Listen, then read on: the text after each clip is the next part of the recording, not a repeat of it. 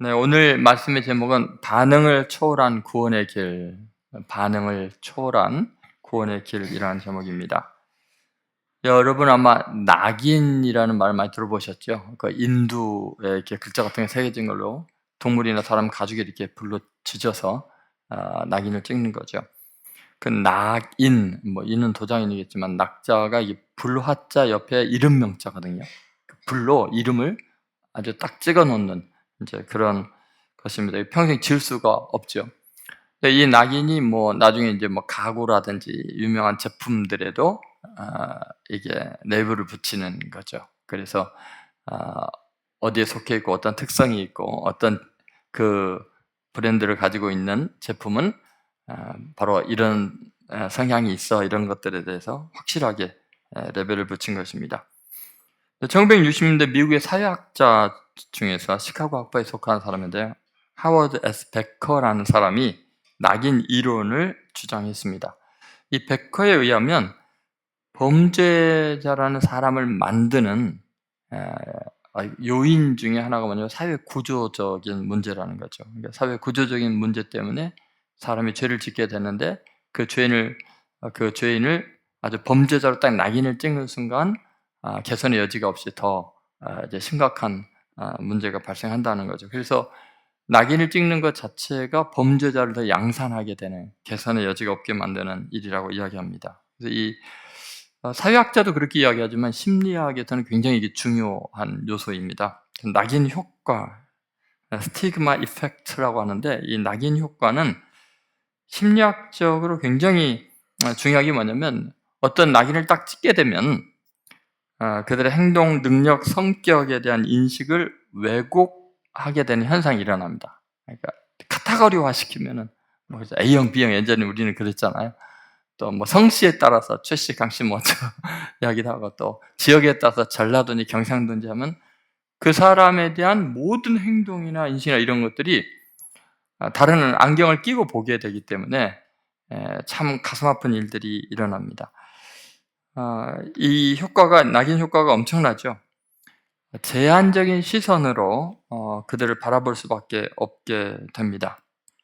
그래서 이게 얼마나 이제 심각한가를 사회심리학자들이 이 사회학과 심리학을 이제 결합해서 굉장히 중요한 사실을 하나 이야기를 했습니다. 그게 뭐냐면, 예를 들어서 아무개가 사람을 죽였대 이 말하고 아무개는 살인자야, 어떻게 느껴지세요, 여러분? 어느 게 더 심각해요? 예를 들어서 아무개가 사람을 죽였대 그러면 우리는 여지가 있어요. 뭐냐면 왜 그랬을까? 이렇게 되잖아요. 근데 아무개는 살인자야 하면은 그놈 그럴 줄 알았어, 이렇게 되는 거예요. 완전히 이게 낙인이 찍어지는 거죠. 그래서 여러분, 이게 굉장히 무서운 게 뭐냐, 명사 정보가 강한 심리적인 효과를 나타냅니다. 그러니까 살인자야라고 하는 명사로 딱 낙인을 찍는 것하고, 그 사람이 사람을 죽였대 하고 그 사람의 행동에 대한 이야기하고는 완전히 달라요. 왜냐하면 명사로 규정을 해버리면 그 사람의 본질 전체를 외도하고 몰아가게 되죠, 한쪽으로. 근데 행동은 어때요? 교정이 가능하잖아요. 살인을 했대, 왜 그랬을까? 이유가 있을까? 뭐 그런 여지가 있잖아요. 우리는 인생 살아가면서 너무나 많이 그 인간은 그래, 너무나 쉽게 명사적인 어떤 타이틀을 붙이는 거죠. 이게 낙인 아니겠습니까? 그래서 우리는 누구나 또는 무언가에 대해서, 사건에 대해서 평가할 때 전반적으로 우리는 이 낙인 효과의 영향을 받고 있는 거예요. 그래서 오류와 함정에 빠져도 내가 지금 실수하는 걸 모르죠. 자, 오늘 본문에 예수님께서 예루살렘으로 가시는 길에 당연히 갈릴리에서 예루살렘 가려고 보면 직선 코스 가장 빠른 게 사마리아를 통과해야 되는데, 사마리아에 먼저 들려서 메시아의 그 사명을 이야기하고 그들을 만나기를 원하셨는데, 그들이 예수님께서 어떤 분인가에 대해서 알려고 하지 않아요. 예루살렘으로 간다는 그 한마디에 그 예루살렘에 대한 낙인이 있거든요. 사마리아 사람들은 예루살렘에 대해서 극도로 증오하는 관계에 있습니다. 그게 아주 남북에 갈라지면서 예루살렘 수도가 남쪽이고 사마리아 북쪽, 그런 것도 있지만 아수르가 침공해가지고 그냥 그 혼혈 정책을 쓰는 바람에 사마리아는, 북이스라엘은 아수르에게 점령되면서 완전히 그 유대인의 정통성을 잃어버리게 되는 혼혈족이 된 이방인보다 더 더럽다는 취급을 받고 있는 상황이거든요. 그러니까 사마리아 사람은 예루살렘 사람들의 남유대 사람들에 대해서 극도로 증오심을 가질 수밖에 없고, 또 이 예루살렘과 유대 사람들은 사마리아 사람들에 대해서 더러운 이방인 개만도 못한 놈들, 이렇게 지금 관계가 되는 거예요. 그런데 예수님이 갈릴리를 지나서 예루살렘으로 간다고 하니까 사마리아 사람들이 예루살렘에 대한 낙인이 있잖아요. 예루살렘, 유대인, 그 예수. 그러면 이제 예수님에 대해서는 더 이상 알아보려고 하지도 물어보지도 않고 들어오지도 못하게 하는 그런 일이 일어납니다. 그래서 그들은 메시아를 만날 수 있는 기회에 다 놓쳐버리고 자기네들만 손해보는 일이 생겼죠. 그래서 오늘 우리가 생각해 볼 것은 그렇습니다. 자, 우리는 어떠한 상황에서건 관계 속에서 살아가고 있는데 상대편의 반응을 초월해서 정말 내가 가는 그 길을, 사명의 길을, 또 세상을 구원하고자 하는 그 길을 똑바로 걸어갈 수 있는가, 아니면 곁길로 빠지는가에 대해서 한번 생각을 하려고 합니다. 첫 번째 우리가 생각할 것은 상처의 색안경입니다. 따라서 상처의 색안경. 여러분, 우리는 누구나 인생을 살다 보면 상처를 많이 받고요. 그 상처를 받으면요, 모든 것을 그 상처를 통해서 자극적으로 받아들이게 되고요, 민감하게 받아들이게 됩니다. 그러니까 상처가 있는 사람은 그 상처의 색안경을 끼고 모든 사항을 바라보게 되죠. 자, 한번 누가복음 9장 53절 말씀 같이 읽겠습니다. 예수께서 예루살렘을 향하여 가시기 때문에 그들이 받아들이지 아니하는지라. 자, 왜 예수님을 안 받아들였어요? 예수님이 나쁜 사람이기 때문이에요? 예수님이 자기와 관계가 안 좋기 때문이에요? 예수님이라는 사람에 대해서 잘 알기 때문이에요? 전혀 상관없어요. 뭐예요? 예수께서 예루살렘을 향하여 가시기 때문에. 예수님이 먼저 사마리아의 제자들을 보내서 이제 예수님께서 이곳에 오셔서 좀 교류하고 말씀을 전하기를 원한다 하니까는 어디를 가는 게 목적인데 예루살렘, 그럼 필요 없어, 이렇게 돼버린 겁니다. 결국은 이들은 오랫동안 남유다와 북이스라엘 사이에서 그 역사적인 상처를 너무 많이 서로에게 피차에 받고 있었던 거죠. 그러니까 그냥 예루살렘 소리만 들어도 알러지 반응을 일으킬 정도로 지금 적대감이 큰 상태였습니다. 그러니까 예수님이라는 개인의 행위나 인격이나 그분의 목적이나 이런 거에 대해서 관심이 없어요. 그냥 딱 색안경 끼고서 받은 상처로 예루살렘으로 간다고? 그런 인간 필요 없어, 이렇게 배제하는 거죠. 여러분, 사실은 이들은 메시아를 기다리는 사람들 중에 하나입니다. 사마리아 사람들도. 예를 들어서 요한복음 4장 25절에 사마리아 수가성 우물가 여인이 그런 이야기를 합니다. 같이 읽겠습니다.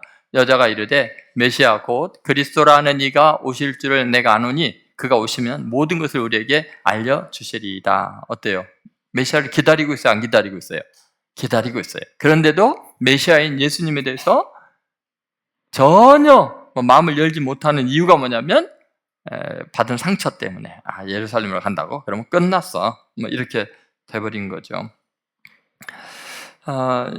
여러분, 사마리아 이 여자가 예수님에 대해서 굉장히 힘들어했던 것도 바로 이런 색안경을 끼고 있어서 그랬습니다. 그러니까 민족적인 색안경. 그러니까 사마리아 사람은 유대인을 상종해서는 안 되고 유대인은 사마리아인을 상종해서 안 된다. 요한복음 4장 9절 한번 보시죠. 같이 읽겠습니다.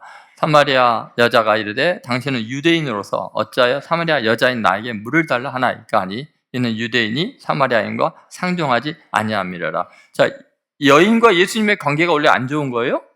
전혀 아무런 관계가 없어요. 근데 다만 예수님은 유대인이고 자기는 사마리아인이라는 것 때문에 어때요? 역사적인 상처를 가지고 사람들을 색안경을 끼고 보는 거예요. 여러분도 그러지 않아요? 우리나라에서 그런 말 흔히 하면 그렇겠습니다만, 고향이 어디냐, 출신 학교가 어디냐, 그런 거. 내가 예전에 어떤 종류의 인간에게 상처를 크게 받으면 그 부류에 속하는 모든 인간들은 전부 다 증오의 대상으로 바뀌어버리잖아. 이게 정상입니까, 이거? 정상이에요? 그렇지 않아요. 그죠? 그런데도 우리는 그렇게 살아요. 요한복음 4장 20절에 이렇게 이야기합니다. 같이 있습니다. 우리 조상들은 이 산에서 예배하였는데 당신들의 말은 예배할 곳이 예루살렘에 있다 하더이다. 이거 붙어요. 지금 자기네들이 뭔가 진리를 깨달은 게 아니라 조상 때부터 내려오는 그에 의해서 그리심산이냐 예루살렘이냐 하고 둘이 싸우니까 그거에 의해서 편가르기를 딱 나눠지는 거예요. 그 종교적인 개념들도 색안경을 끼고 보는 거죠. 그냥 그동안 받았던 상처 가지고서 진리냐 아니냐, 성경적이냐 아니냐 이것도 상관이 없는 거죠. 지역적 감정의 편가르기를 하는데 하나님은 그런 분이 아니죠. 그래서 예수님께서 요한복음 4장 21절에 이렇게 말씀하십니다. 같이 읽겠습니다. 예수께서 이르시되 여자여 내 말을 믿으라. 이 산에서도 말고 예루살렘에서 말고 너희가 아버지께 예배할 때가 이르리라. 그러니까 지역적인 것은 아무 문제가 되지 않는다. 장소의 문제가 아니고 그렇게 편가르식 하지 말라. 하나님은 모든 이들의 하나님이시다 라고 이야기를 하고 있는 거죠. 여러분 지금 스스로 엄청난 하나님의 놀라운 구원 계획을 망치고 있는 이유가 뭔가, 내가 은혜 받을 수 있는 기회를 놓치는 이유가 뭔가, 사마리아 사람들처럼 자기가 받은 상처 때문에 혹시 우리의 마음이 닫혀있지는 않은가 생각해 봐야 합니다.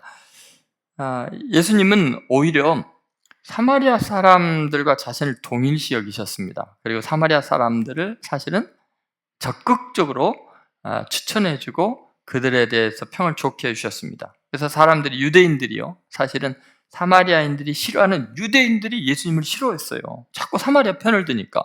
그래서 예수님에 대해서 조롱을 할 때 뭐라 하냐면 너 사마리아 사람 아니냐? 너 귀신 들린 거 아니냐? 이렇게 이야기했죠. 요한복음 8장 48절 같이 있습니다.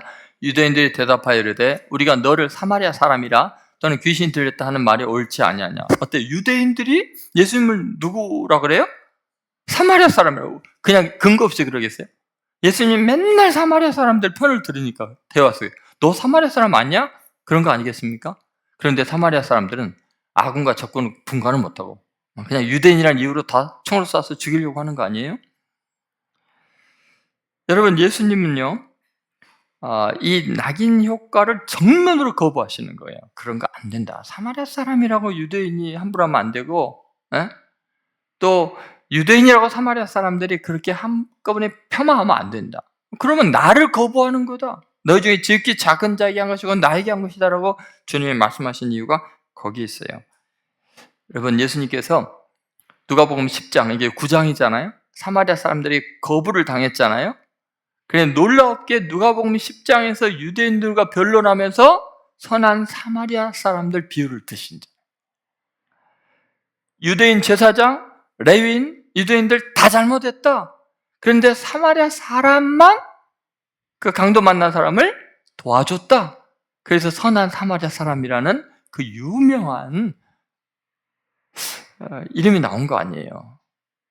그렇게 자기네들을 위하고 자네들을 선대하고 있는 예수님을 예루살렘으로 간다는 이유만으로 어떻게 해요? 좀 받아들이지 않는 거예요. 가슴 아픈 이야기죠. 이렇게 예수님을 거절하는 것은 참 가슴 아픈 일 아닙니까? 우리들은요 꼭 기억해야 돼요. 내가 받은 상처의 색안경을 벗을 용기를 가져야 돼요. 내 상처와 상관없이 정말 그때그때 상황에 따라서 그 사람을 소중히 여기고 귀히 여기는 그런 믿음이 있어야 됩니다. 적어도요 그리스도인은 그래서는 안 돼요. 그렇죠? 그리스도인들은 내 상처가 그리스도 예수의 보혈로 다 씻음받고 치유받은 거 믿습니까? 우리는 하나님의 자녀가 되는 권세를 얻었고 세상을 품고 세상을 섬겨야 되는 사람들이에요. 그러니까 여러분 절대로 과거의 어떤 상처와 상황 때문에 왜곡되고 편벽되이 상황들을 왜곡시키는, 그래서 불필요한 갈등을 초래하는, 자기에게 도움이 될 것을 오히려 해로 바꾸는 어리석은 죄에 빠지지 않기를 주의 이름으로 소망합니다. 자, 두 번째는 목적의 변절입니다. 여러분 정말 우리는 선한 목적을 가지고 사람들이 접근하고 자기를 희생한다고 해서 미련하고 어리석은 인간들이 선하게 받아들일 리가 만무합니다. 그러니까 여러분 늘 이야기하잖아요. 배신의 일상화라고 제가 그러잖아요. 여러분은 사랑을 많이 하면 사랑받을 거라는 인과응보적인 세상에서, 그 시스템에서 여러분은 완전히 비껴가 있어요. 세상은 절대로 인과응보로 돌아가지가 않습니다. 선을 행했는데 이용당합니다. 많이 사랑하고 친절하면은 호구가 됩니다. 그거 각오하셔야 돼요. 근데 중요한 게 뭐냐? 그래서 더 악랄해지고 약삭 빠르고 계산적인 사람이 되라는 게 아니고, 우리는 세상의 나를 어떻게 대하느냐 상관없이 원래 우리가 이 땅에 사는 목적이 하나님의 나라를 위하고 사랑과 선을 행하는 게 목적이라면 상대편의 반응과 상관없이 한결같이 사랑해야 되고, 배신당하고 버림당하면서도 불쌍히 여겨야 되고, 여전히 구원을 위해서 살아야 하는 거예요. 그게 그리스도인의 삶이라는 거죠. 그래서 목적의 변질에 대해서 우리가 깨어있지 않으면 순간적으로 우리는 우리의 목적을 스스로 무너뜨리는 죄에 빠지게 된다는 거죠. 반응에 따라서 우리의 목적이 달라지면 안 되잖아요. 자, 한번 누가복음 9장 54절, 55절 같이 읽겠습니다. 제자 야고보와 요한이 이를 보고 이르되 주여 우리가 불을 명하여 하늘로부터 내려 저들을 멸하라 하기를 원하시나이까? 예수께서 돌아보시며 꾸짖으시고, 여러분, 예수님께서 예루살렘에 가는 목적은 뭐예요? 거기서 악을 다 제거해버리고 승리하고 왕국을 만들기 위해서예요? 아니면은 인간들의 죄를 대속하기 위한 하나님의 어린 양으로 십자가에 죽으시기 위해서예요? 목적이 뭐예요? 예루살렘에 가는 목적이 다른 사람의 죄를 대속하기 위해서 희생당하러 가시는 거예요, 목적이. 그런데 지금 사마리아에 들어가서 그들에게 그 복음을 전하려고 했는데 맞아들이질 않아요. 그랬더니 제자 야고보와 요한이 우리의 아들이라고 하죠. 벼락의 아들이래요. 근데 이들이 뭐라 그래요? 열왕기 아마 1장 10절인가 그쪽 이후에 나오는 엘리야를 잡으러 아합 왕이 그 50부장과 군사들을 보냈죠. 그러니까 엘리야가 만일 내가 하나님의 사람이라면 하늘에서 불을 내려서 저들 태워주세요. 다 태워버렸잖아요. 그럼 몇 번 반복이 되잖아요. 지금 이 야고보와 요한이 그걸 생각하고 있는 거예요. 아니, 지금 예수님이 자기네들에게 복음을 전하라고 말씀을 가르치려고 하는데 그 예수님을 거역해? 예수님, 우리가 지금 불을 내려서 태워버릴까요? 여러분, 지금 예수님이 뭐하러 가는지를 모르는 거예요. 목적이 왜 변질이 된 거예요? 상대편의 반응에 따라서 내 목적이 바뀌어요? 사람을 죽이러 가는 거예요? 예수님이 이 땅에 오신 것은 세상을 심판하려 하심이 아니라 세상을 구원하러 오셨는데, 구원하러 온 예수님을 영접하지 않으니까 예수님께서 화가 나서 그러면 다 심판으로 죽여버린다 그러셔요? 안 그래요. 그랬다면 우리 중에 살아남을 사람이 하나도 없어요. 여러분, 우리가 정말 조심해야 될 게 뭐냐면 내가 본래 목적이 뭔가, 내가 이 땅에 지금 살아가는 이유가 뭔가, 내가 교회 오는 목적이 뭐고 복음을 전하고 이 땅에 살아가는 목적이 뭔가를 잘 생각해야 돼요. 우리는 나를 어떻게 대하느냐에 따라서 목적이 바뀌면 그게 정상입니까, 여러분? 그래서 예수님께서 단호하게 꾸짖으시잖아요. 9장 55절에 이 꾸짖음을 여러분과 제가 들을 수 있어야 돼요. 한번 같이 읽어보겠습니다. 예수께서 돌아보시며 꾸짖으시고. 여러분, 오늘 말씀을 통해서 여러분을 꾸짖으시는 주님의 음성이 들리십니까? 너 왜 변질됐냐? 너 원래 은혜로 구원받았고 그 은혜의 감격에서 복음을 전하고 하나님을 예배하러 온 사람 아니냐? 근데 네 위상을 위해서 내 목적이 바뀌냐? 우리는 하나님 일을 하면서 얼마든지 이런 자가 모순적인 실수를 저지를 수 있습니다. 상대방의 반응을 초월한 일관성 있는 목적의식을 가진 사람만이 끝까지 하나님의 일을 할 수 있습니다. 하나님의 일로 시작했다가 결국은 자기 일로 끝나는 거죠. 세 번째, 진로의 유연성입니다. 진로의 유연성. 여러분, 만약에 정말 이 복음대로 산다면요, 상대편의 반응과 상관없이 사랑하고 용서하고 이러면요, 속 터져 죽죠. 완전히 이용당하잖아요. 억울하잖아요. 그런데 여러분, 억울해할 시간도 없고 여유도 없어요. 여러분, 예수님을 잘 보시면요, 사마리아가 그 예수님이 얼마나 사마리아를 변호했고 사마리아를 선하게 받고 사마리아 사람들은 소리까지 들어가면서 일을 한다는 것을 사마리아에 가서 설명할 수 있잖아. 니네들 오해했다. 나 원래 그런 사람 아니다. 봐라, 유대인 누구누구가 날 이렇게 사마리아인이라고 욕할 정도다. 그리고 내가 그동안에 사마리아를 얼마나 했는지 봐라 하고 그들에게 가서 오해를 풀고 그들을 설득시키려고 애쓰지 않았어요. 예수님은 그러려면 우리가 다른 마을로 가자. 자, 한번 9장 56절 같이 한번 읽겠습니다. 함께 다른 마을로 가시니라. 아멘. 여러분, 하나님의 말씀입니다.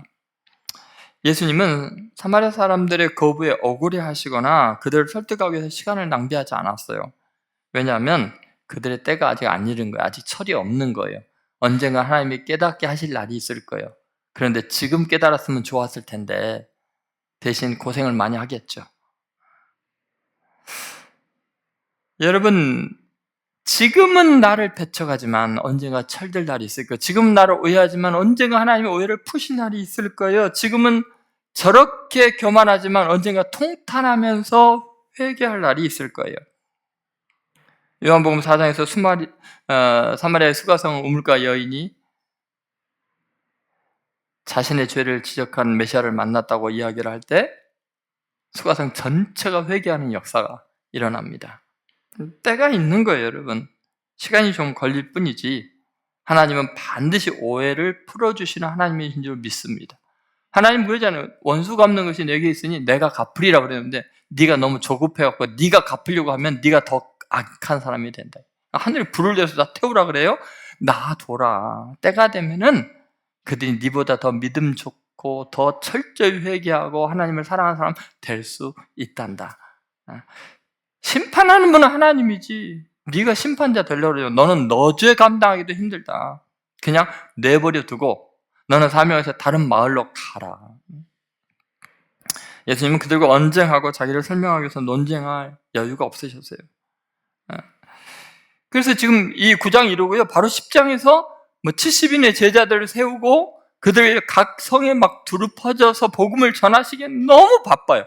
만약에 사마리아에 가서 이들을 논쟁하고 이들을 설득시키고 억울하다고 이야기했으면요. 그 70인을 파송해서 전 마을, 전 굉장히 많은 사람들을 구원하는 일이 다 없어졌어요. 그냥 이 강팍한 사마리아 사람들, 이들과 시간 낭비 아니라고 어마어마하게 많은 사람 구원할 것을 놓쳤을 거예요. 여러분, 왜 지혜롭지 못합니까?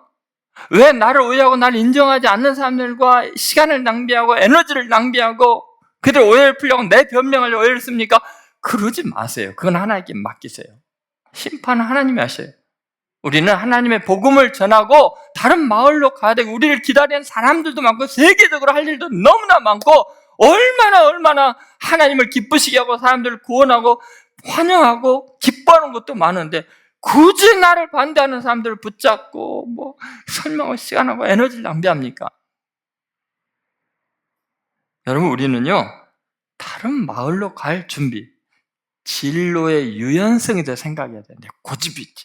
내가 억울한데 그거 다 자기 중심이죠. 하나님 나라 중심이 아니잖아요. 내가 어떻게 대우받냐고 무슨 상관이에요. 우리는 해야 될 일이 너무나 많잖아요. 옛날에 김무준 씨가 그랬죠. 세계는 넘고 할 일을 많다 그랬는데 그거보다 더 할 일이 많아요. 복음을 전하는 사람들은. 그냥 내버려 두세요. 여러분을 묵상하고 여러분을 비난하게 놔두세요. 여러분은 하나님의 나라를 위해서 달려갈 뿐이죠. 오늘 저는 여러분들이 이 진리의 말씀 앞에서 정말 편해지기를 바라고요. 자유로워지기를 바랍니다. 그런 은혜가 함께하기를 주의 이름으로 축원드립니다.